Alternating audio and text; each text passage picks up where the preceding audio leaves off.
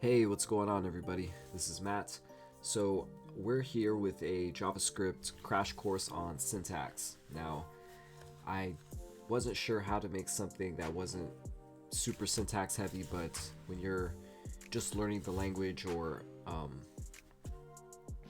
you're not building something that's too advanced, and like I said, you're just learning it, it's probably best that we just go through the syntax. So, I'm going to be going over ES5 and ES6. So I'm going to have a pre-ES6 version and then a new JavaScript 2016 version, the ES6 version.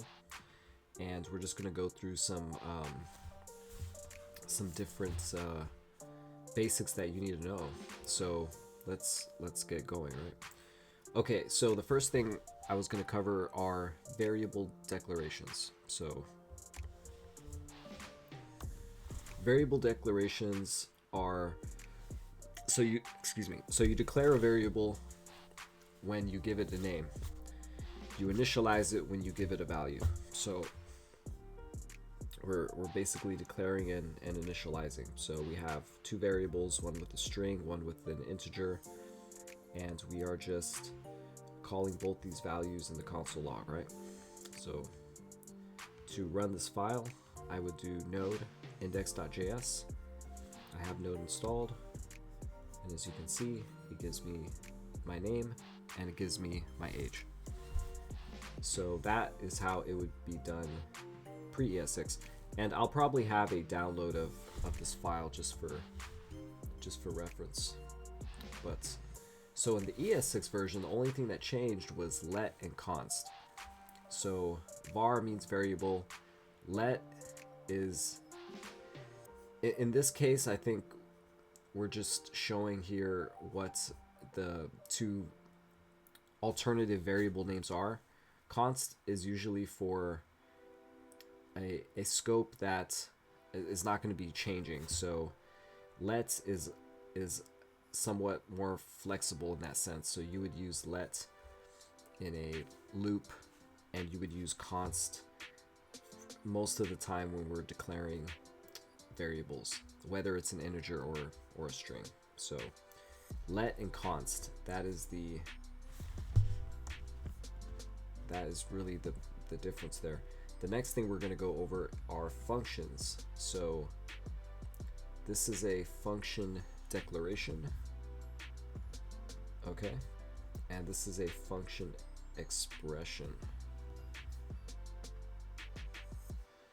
So the declaration here is basically that this is a super basic function, right? So as you can see, we're still getting this top mat30, and it's returning hello Matt, and I'm getting 5 because we're adding 2 and 5, or 2 and 3, sorry.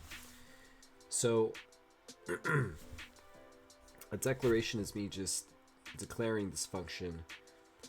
This is standard JavaScript syntax, and then we're of course calling the function with the passing in the value that is the name parameter, and we're getting hello Matt is what we're getting.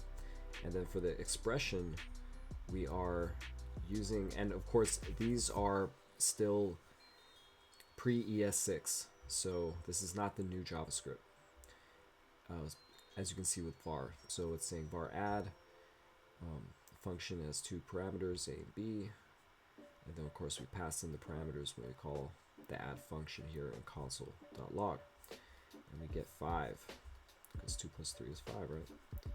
So let's see what the upgrade is. So ES6 basically introduced arrow functions, and arrow functions are just another way of writing either a function expression or a function declaration. Okay, now the arrow function, as you can see here, so in JavaScript we always have to return the value inside of the function. So we always have to write return. Even here in this function, we are writing return. Okay. Well, if the arrow function calls the return using the arrow function. So you would have your which is basically our arrow function. We're setting it to a variable const, and then this is the function name greet, and then of course we are passing a parameter which is name using the arrow function, which is returning the value. And then this here, these aren't you call them parentheses or apostrophes. I believe they're parentheses, but these are template literal parentheses, so they're template literals, and inside is where we would write a $sign and wrap it in these curly braces, and we're basically returning the value after this hello. And we console.log the value here. So look, I'll show you here. So I'm just gonna edit these out, and then here this one more time, and you see we get the exact same thing, because it's doing the exact same thing as these pre-ES6 syntax functions. So const add, as you can see, we're passing in two parameters, two values, and then we're returning a plus b. So instead of writing return a plus b, we can just pass the arrow function, call the function with the values, and that's it, and we get 5. Same thing. So arrow functions, that is the different, that's the addition that's been added. It's been added because we have template literals, and it's one line of code, very, very easy, very simple, right? So the next thing is covering what we just covered, template literals. So this is a bit more, so going back to pre-ES6 2015 JavaScript, we have var. See, we're still using var, giving it a string. Also name. So yeah, see, look, it's still using that name. There. So we're saying, hello Matt, welcome to JavaScript, and we're calling the greeting. Now of course that works because hello Matt, welcome to JavaScript. So we use the plus signs, and we have just regular I can't, double quotes. We have double quotations. Do y'all ever forget the name of that sometimes? And okay, so now we have the ES6 version, and the only difference is, of course, we're using const because we're declaring and initializing the variable type, which is a string in this case. And here we're using template literals, and we're also using the money sign with the squiggly brackets, right? So which I believe is the it's like template literal notation, something like that. And we're gonna get the same thing. Yep. So template literals, and we're using const, of course. Now let's talk about object literals. So pre-ES6, we're talking about, so these squiggly brackets are object brackets. So like I said, with using the template literals, it's wrapped in an object bracket. So I didn't want to overspeak there, but yeah, these are object brackets. So we have var person, we have a key value pair, name, age. So they're not hard defining it inside here. We're able to well, no, sorry, we declared it outside. So it has the values, it's running a function inside, and of course we're just going to get a hello Matt. Just gonna say first hello Matt. Good. So now let's look at the ES6 version, my favorite way. So the differences here are we have const instead of var. Let's see here, we have a const once again, and here in this case we're still using the object syntax here with the squiggly brace, but we are not declaring the key value pair. We're just setting the value, and we're also calling the function without explicitly stating it. And in this case, let's see, we just did a return hello this dot name, and then of course the this keyword. So this is often misunderstood, but it means different things in different contexts. And in this case, because we're talking about the person object, it refers to whatever object that it's inhabiting, whether that's a specific object or the global object, or a class is an object. So that's how this is used. So instead of writing out person.name, we just write this.name because it's referring to the value name inside the object person. So, and then we just of course call person.greet, same as usual, right? Yeah, I mean that's pretty nice, I'd say. Yeah, this was always a weird keyword. Okay, so classes. All right, so now we're gonna look at the pre-ES6 setup for JavaScript class, and in this case we're calling function person. Let's see what. And it's just saying hello Matt. So we had to declare a, let's see, and so it's capital, so it's a constructor function without us having to call a constructor. So a constructor is like a when you set up a class, you set up a constructor to kind of, you put inside the variables, or you put inside I think you can put in functions too, but I know it's sort of like the functions and variables that you want to be able to access within your class. And class is a bigger thing than an object, but they're the same thing, I believe, in terms of how you would get the data from them. But classes are a bigger concept than objects. So this.name, this.age, and see we're using this keyword again because we are inside of this this person class. And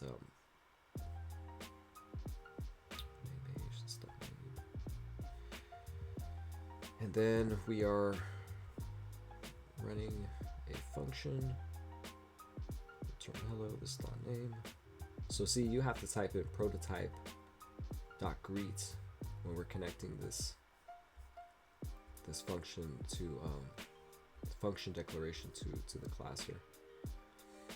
And then we're just setting a variable with the mat object. Yeah, it's we're creating a mat object from this new person, giving it the value here. Let's see here. Yeah, so it's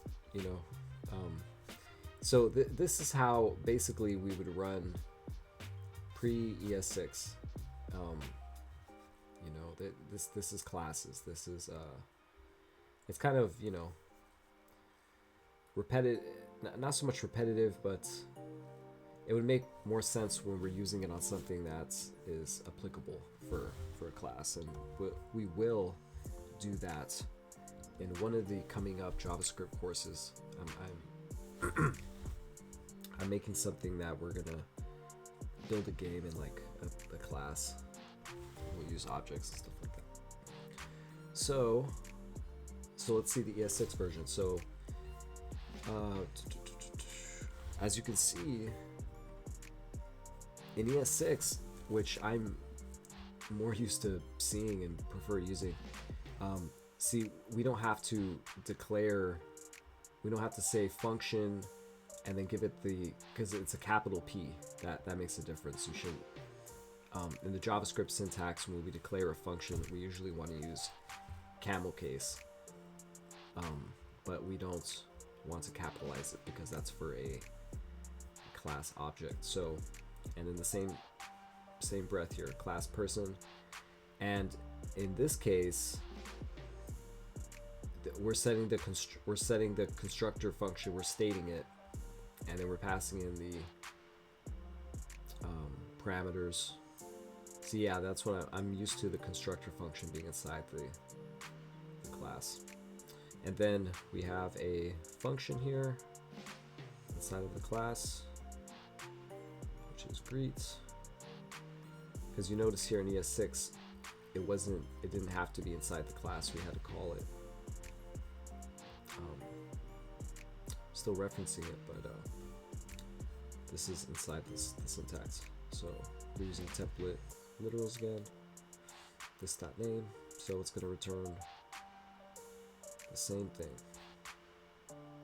Yep. Yep.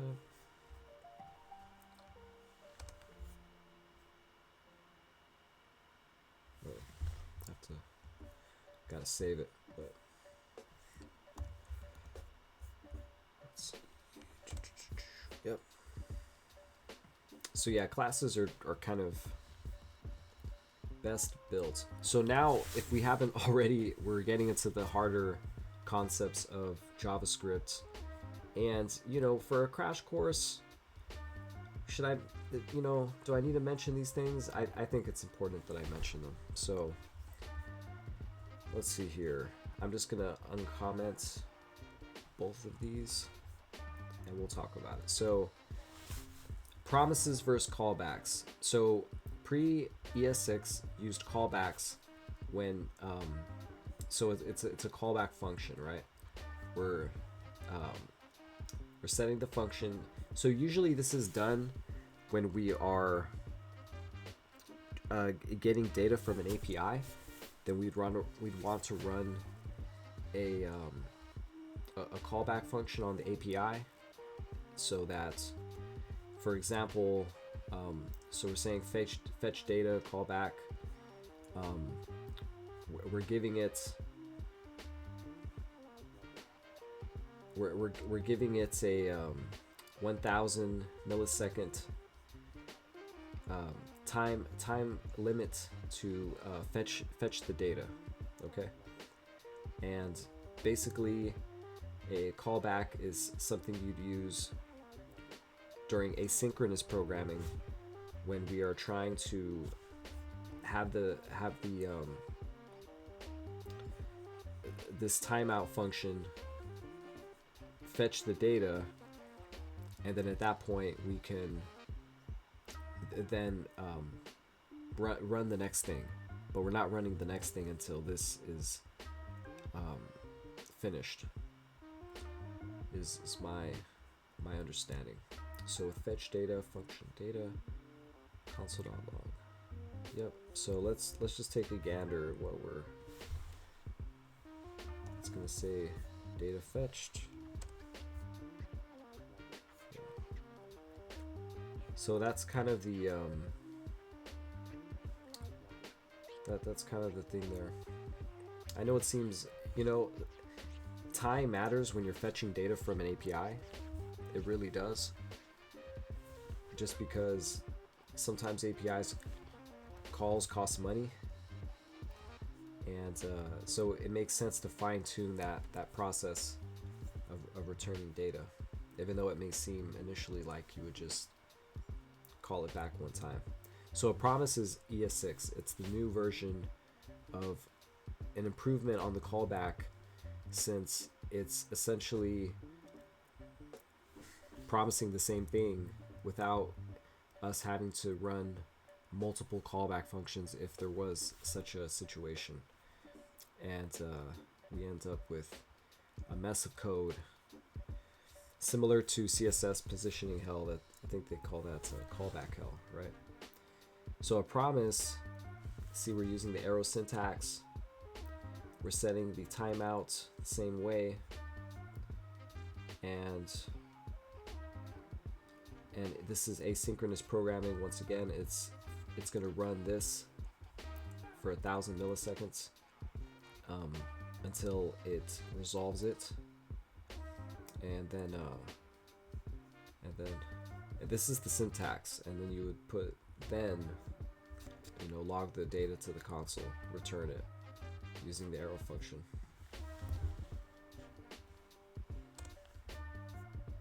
So we get the same result, right? Now, like I said, early on you're probably not going to touch this very much, but that is what it's not, it's not even that bad either, you just have to get used to looking at it and understand that you can always just copy this, go back to it. All right, well, in the next video I'm going to be going over the loops, different types of loops for JavaScript that are important and that are efficient. But that's the end of this. I just wanted to go over the syntax in this little crash course here and have you understand the difference between ES5 and ES6 JavaScript, the new implementation. So yeah, this is Math Coding Sensei, and I'll see y'all later.